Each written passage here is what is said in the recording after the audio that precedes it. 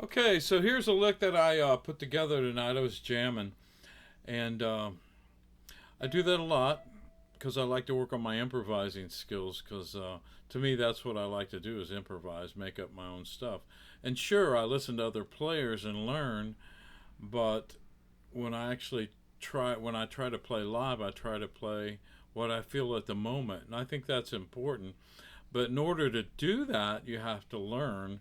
You have to learn a lot about scales, triads, arpeggios, the whole ball of wax. You got to put your time in. You just can't learn a couple scales. It's more than that. So you got to put in the time. So another way that I learned, though, stuff that I improvise, I record myself a lot of times when I practice. When I'm playing jamming at night, I'll record myself. And if I play something I like, I go back and learn it. I know that may not make sense, but it does. I might be improvising and go, hey man, I like that. I'm going to learn that. Um, so that's how I put together some of these licks that I show you guys. So that's the lick that I played tonight, and I thought, man, that's a cool lick, so I learned it. And I haven't got it down yet. Yeah, I do, but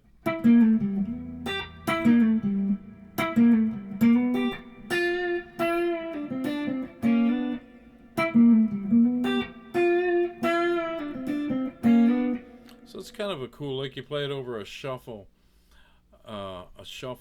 progression in the key of G. Play it over the G chord.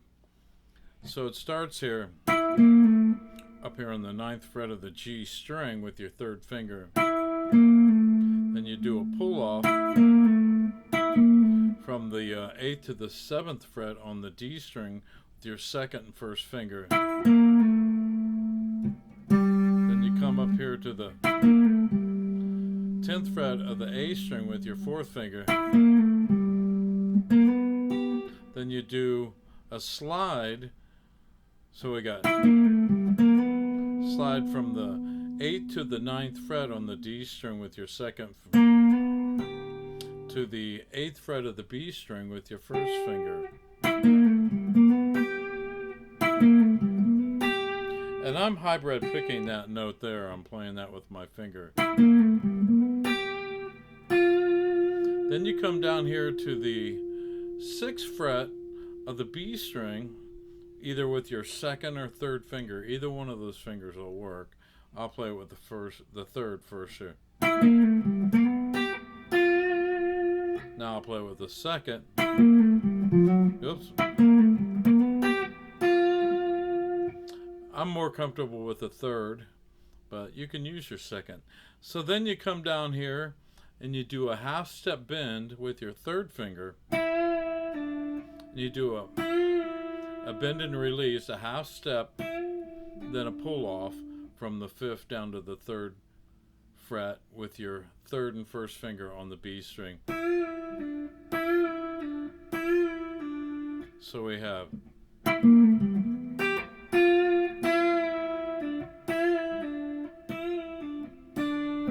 then you go to the 5th fret of the G string with your third finger, back to the 3rd fret of the B string with your first finger, back to the 5th fret of the G string with your third finger. Then this is a double stop, which is played with your first finger on the 2nd fret of the B string. Your second finger is on the 3rd fret of the G string, and then you just slide that up a half step.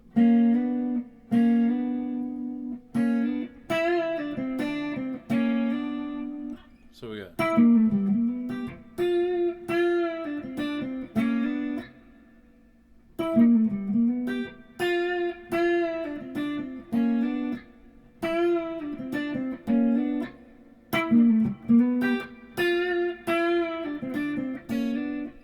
So let me play that with a track. Again, I just learned this lick myself tonight. I mean, I played it, but then I had to learn it. I know that doesn't make sense to some people, but again, if you want to make up your own licks, you got to record them, because most of the time if you play something, you don't remember it. So that's why a lot of players, they record their jam sessions and stuff so they can go back and go, hey, I really like what I did there. So they'll have to go back and relearn it. So anyway, let me try to play this with this progression. It's just a G7 shuffle. It's a medium shuffle, nothing fast. And again, you'd play this over the G chord, the 1 chord.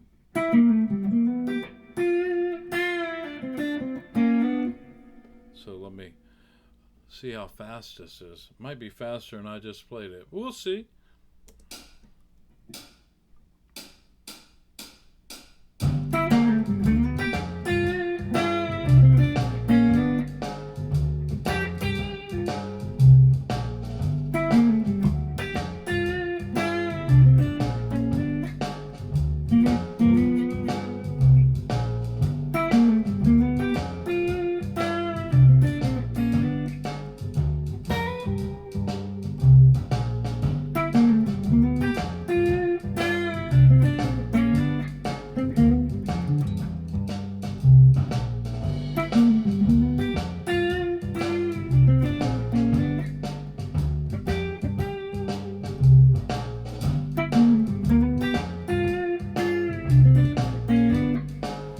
So that's the lick. Learn it if you like it. You know, like I said, you play it over kind of a shuffle feel.